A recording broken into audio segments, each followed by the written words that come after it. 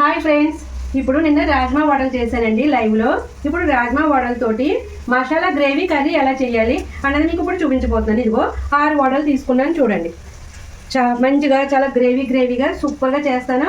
ఒకసారి చూడండి ఎలా చేస్తాను అన్నది. ఇక్కడ మూకుడు పెట్టుకుని ఆయిల్ వేసుకున్నాను కదా, అందులోకి ఇక్కడ చూడండి లవంగాలు, దాచిన చెక్క, ఇలాచి, సాజీరా, కొన్ని కాజు, 2 బిర్యానీ ఆకులు తీసుకున్నా. సరేనా, బిర్యానీ ఆకులు పక్కకు పెడదాము. ఇవన్నీ కూడా ఇందులో వేసుకుందాం. ఇప్పుడు అందులోకండి ఉల్లిపాయలు మనం గ్రేవీగా చేసుకోవాలి కాబట్టి కొన్ని ఉల్లిపాయలు తీసుకున్నాను, ఇలా చీరుకున్నాను. చూడండి ఒక ఉల్లిపాయ ఎన్ని ముక్కలు అవుతుందో అలా చీరుకొని ఉంచుకోవాలి. ఇంకా టమాటాలు కూడా ఇలా చీరుకొని ఉంచుకోవాలి. అందులోకి 3-4 పచ్చిమిర్చి ఇలా కట్ చేసుకొని పక్కకు పెట్టుకోండి. ఇప్పుడు అదే మసాలాలు చూడండి వేగిపోయినాయి మనకి. అవి వేగినాయి కదా, అందులో ఉల్లిపాయలు, టమాటాలు వేసి చక్కగా మగ్గబెట్టుకోవాలి. ఈ 2 కూడా 2 బాగా మగ్గాలండి. ఇదిగోండి చూడండి మనకి ఎలా మగ్గుతున్నాయో. ఇవన్నీ కూడా ఇలా మగ్గాలి. ఈ స్టేజ్లో కొంచెం ఉప్పు వేసుకుందాం మనం లైట్గా, ఓకేనా. ఇప్పుడు మనం ఇంకా మగ్గనిద్దాము ఒక 5 నిమిషాలు. ఇదిగోండి ఇవి మనకి మగ్గినాయి కదా, ఇప్పుడు చల్లారనిద్దాము. గ్యాస్ బంద్ చేసుకోండి. ఇదిగోండి మనకి ఇది చల్లారిపోయింది. మనం మిక్సీలో వేసుకొని పేస్ట్లా చేసుకుందాం.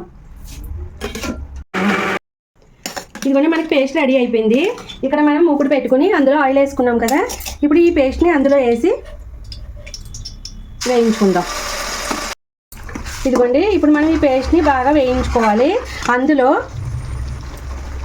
బిర్యానీ ఆకులు ఒక 2, కొన్ని కాజు, ముందు వేయించుకుంటే కాజు వేయించుకోండి, లేదంటే అవసరం లేదు, ఎందుకంటే మనకి కూరలో ఉడుకుతుంది కాబట్టి.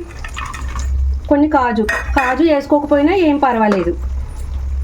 ఒక స్పూను అల్లం పేస్ట్, ఒక 4 పచ్చిమిర్చి, ఇవన్నీ కూడా బాగా వేగాలి. ఇవన్నీ మనకి చక్కగా గ్రేవీ వేగుతుంది.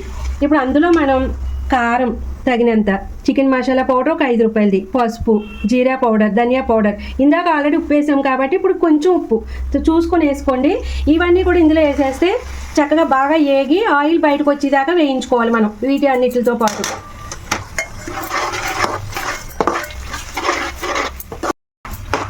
ఇదిగోండి మనకి ఆయిల్ అన్నది ఇప్పుడు బయటకు వచ్చేదాకా చక్కగా దగ్గరుండి వేయించుకోవాలి. ఎందుకంటే మనకి జీడిపప్పు పేస్ట్ ఉంది కదా, అడుగంటేస్తుంది, అడుగంటకూడదు.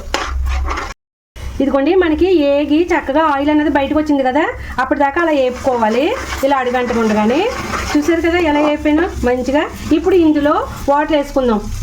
1 గ్లాసున్నర వాటర్ వేసుకుందాము. ఇదిగోండి ఇప్పుడు వాటర్ వేసిన తర్వాత ఇలా ఉంది. మనం కొంచెం దగ్గరకు వచ్చేదాకా ఉడికించుకుందాం. ఉప్పు అది కూడా చూసుకోండి సరిపోయిందా లేదా అన్నది. ఇప్పుడు చూడండి మనకి ఆయిల్ అంతా బయటకు వచ్చింది కదా, చక్కగా ఉడికి ఏగి ఇది కూడా మసాలా అంతా సూపర్గా ఉందండి గ్రేవీ. అది ఉప్పు అది కూడా సరిపోయిందా లేదా అన్నీ చూసేసుకోండి. ఇప్పుడు కొంచెం కస్తూరి మేతి వేద్దాం. ఇలా నలుపుతూ కొంచెం వేసుకోండి. ఇవన్నీ కస్తూరి మేతి వేసుకొని ఇలా కలుపుకోవాలి ఒకసారి. కొంచెం కలిమాకు, కొంచెం కొత్తిమీర వేసుకుని ఒకసారి ఇలా కలిపేసుకున్నారంటే ఇందులో వడలు వేసేసుకోండి. ఇప్పుడు ఒకసారి సిమ్లో పెట్టేసుకోండి ఒక 2 నిమిషాలు. మనం వడలు పలంగా వేయకుండా ఇలా చిన్న పీసెస్ కింద కట్ చేసుకుందాం. చక్కగా మనం చపాతీలో, రోటీలో తినడానికి బాగుంటుంది. సరేనా, ఇలాగా ఒక వడని 4 ముక్కల కింద చేసుకోండి.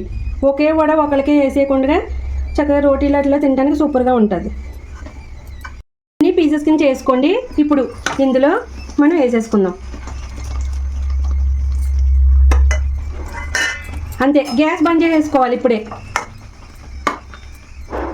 మనకి గ్రేవీతో నాని బాగుంటుంది, ఉడికించేయకూడదు. ఉడికించేసారనుకోండి వడంతా బాగా మెత్తగా అయిపోయి అట్లా పేస్ట్ కింద అయిపోతుంది.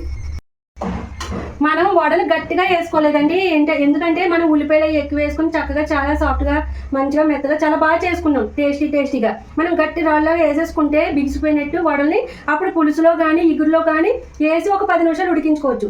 మనం చేసిన వడలు అలా ఉడికించుకోవాల్సిన పని లేదు, వేడిగా గ్రేవీలో వేసేసుకుంటే సరిపోతుంది. అర్థమైందా మీకు? ఇప్పుడు వేసాను కదా, అందులో లాస్ట్ ఇంకా కొత్తిమీర వేసుకున్నాం.